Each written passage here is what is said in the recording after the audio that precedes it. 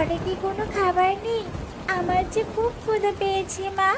আমি যে আর না খেয়ে থাকতে পারছি না। টুম্পা, মা আমার, আমার শরীরটা আজ খুব খারাপ।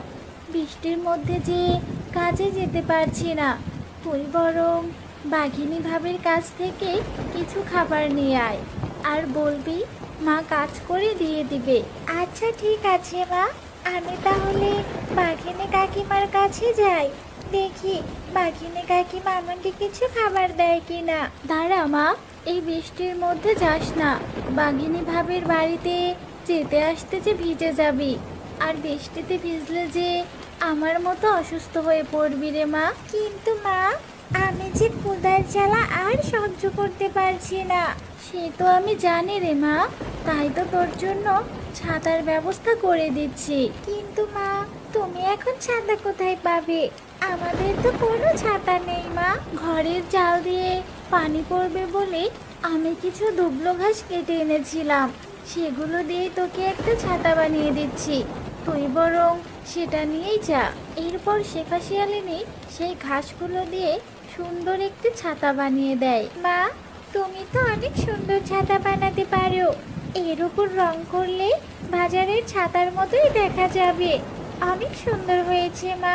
হ্যাঁ রে মা, এখন আর কথা বাড়াস না, তুই বরং তাড়াতাড়ি বাঘিনী ভাবির বাড়িতে যা। এরপর টুম্পা সেই ঘাসের ছাতা নিয়ে বাঘিনীর বাড়িতে যায়। বাঘিনী কাকিমা, ও বাঘিনী কাকিমা, দরজাটা একটু খোলো না গো। কি হয়েছে রে টুম্পা? এই বৃষ্টির মধ্যে আমাদের বাড়ি এসে তো চেঁচামেচি করছিস কেন? আসলে কাকিমা, আমার না খুব ক্ষুধা পেয়েছে। মা তো খুব অসুস্থ, এর জন্য কাজ করতে পারেনি। আর ঘরে কোনো খাবারও নেই। তুমি যদি আমাকে একটু খাবার দিতে তাহলে খুব উপকার হতো। আমার তো এত উপকারের দরকার নেই। আমার ঘরে কোনো খাবার নেই, আবার ভিখারি এসেছে ভিক্ষা নিতে। মা, মা, তোমার হাতের বিরিয়ানিটা অনেক মজা হয়েছে। বৃষ্টির সময় এমন সুস্বাদু বিরিয়ানি খেতে কার না ভালো লাগে। এ কি রে টুম্পা, তোর হাতে এই ঘাসের ছাতাটা তোকে কে বানিয়ে দিয়েছে? তুই কোথায় পেলি রে? বিনা, এই ছাতাটা আমার মা আমাকে বানিয়ে দিয়েছে। টুম্পা, দে তো দেখি তোর মা ছাতাটা কিভাবে বানিয়েছে। আমি একটু ছাতাটা নিয়ে দেখি। এরপর বিনা টুম্পার সেই ছাতাটা নিয়ে ঘরের ভিতরে চলে যায়। বিনা, আমার ছাতা নিয়ে ঘরে গেলি কেন? আমার ছাতাটা আমাকে দিয়ে দে না রে, আমি যে বৃষ্টিতে ভিজে যাচ্ছি। আমার মেয়েটা তোর ছাতা নিয়েছে দেখে তাই তোর এত সহ্য হচ্ছে না, আবার আমার কাছে খাবার চাইতে এসেছিস। ভেবেছিলাম তোকে খাবার দিব, কিন্তু তোর যে হিংসা, তোর মতো হিংসুটিকে কোনোদিনও খাবার দিব না। যা এখান থেকে, আমাকে আর বিরক্ত করবি না। আমি তো ভেবেছিলাম বিনা আমাকে ছাতাটা দিবে না। আচ্ছা ঠিক আছে বিনা, তুই তাহলে ছাতাটা দেখ, আমি বাইরে দাঁড়িয়ে আছি। হ্যাঁ হ্যাঁ, তুই বাইরেই দাঁড়িয়ে থাক, তোকে আর তোর ছাতাটা দিচ্ছি না।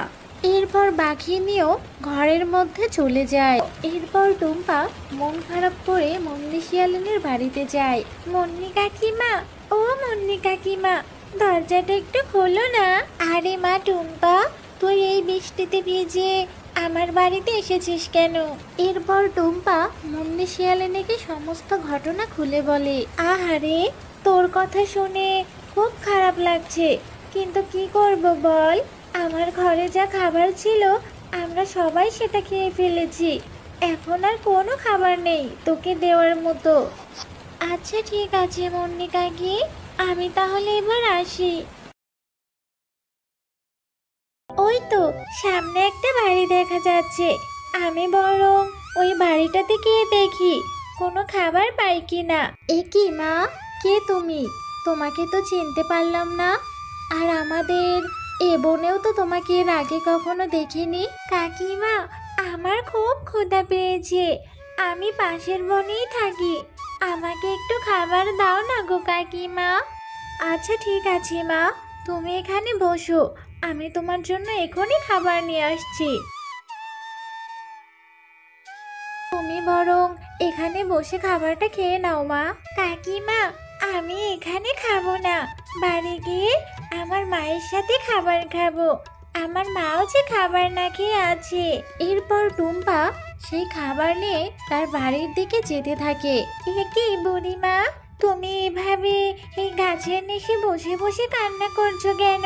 মারে, সেই কাল থেকে পেটে একটু দানা পানি পড়েনি, ক্ষুধার জ্বালায় এখানে বসে কাঁদছি। আমার যে তিন কোলে আর কেউ নেই। বুড়িমা, তুমি আর কেঁদো না। এই নাও, এই খাবারগুলো খেয়ে তুমি আমার সাথে আমাদের বাড়িতে চলো। তোমাকে আর এখানে বসে কাঁদতে হবে না। এরপর বৃদ্ধা শিয়ালিনী খাবারটা খেয়ে টুম্পার সাথে টুম্পাদের বাড়িতে যায়। টুম্পা মা, অন্য বনে গিয়ে কারো থেকে কি কোনো খাবার পেয়েছিলি? আর এই বুড়িমাটাই কে? ঠিক চিনলাম না তো। এরপর টুম্পা টুম্পার মাকে সমস্ত ঘটনা খুলে বলে। তুই একদম ঠিক কাজ করেছিস রে মা, অন্যের বিপদে সাহায্য করে। দিদি ভাই, তুমি একদম ঠিক করনি। নিজে এত ক্ষুধার্ত থেকে খাবারগুলো কেন দিয়েছো? আমি তো ক্ষুধার্ত থাকায় সবগুলো খাবার খেয়ে ফেলেছি। চিন্তা করো না বুড়িমা, আমার আর ক্ষুধা নেই। আমার ক্ষুধা চলে গেছে। আর মায়ের জন্য আমি আবার অন্য বনে গিয়ে খাবার নিয়ে আসছি। আর তখনই হঠাৎ করে বৃদ্ধা পরীতে রূপান্তরিত হয়। আমি হলাম পরী, এক তান্ত্রিকের অভিশাপে বৃদ্ধাতে রূপান্তরিত হয়েছিলাম। আর তান্ত্রিক বলেছিল, যদি কেউ আমাকে সাহায্য করে তবেই আমি আমার আসল রূপ ফিরে পাবো। তোমাকে অনেক ধন্যবাদ ছোট্ট মেয়ে। এরপর পরী জাদু করে টুম্পার মাকে সুস্থ করে দেয় আর সেখানে অনেক খাবার এনে দেয়। এই নাও, এটা হলো জাদুর ছাতা। এই ছাতার কাছে তোমরা যা চাইবে তাই পাবে। আর কোনো প্রয়োজন হলে আমাকে ডেকো। আমি এবার আসি বন্ধু। মা, আমাদের গ্রামের অনেক গরিব বাচ্চারা আছে যাদের তো ছাতা নেই। আর ওরা ছাতার অভাবে বৃষ্টি নামলে স্কুলেও যেতে পারে না। আমরা বরং এই জাদু ছাতার থেকে অনেক ছাতা চাইবো, আর বনের গরিব বাচ্চাদের ফ্রিতে ছাতা দিতে পারবো। আর ছাতা বিক্রি করেও আমাদের সংসার অনেক ভালোভাবে চলবে। হ্যাঁ রে মা, তুই ঠিক বলেছিস।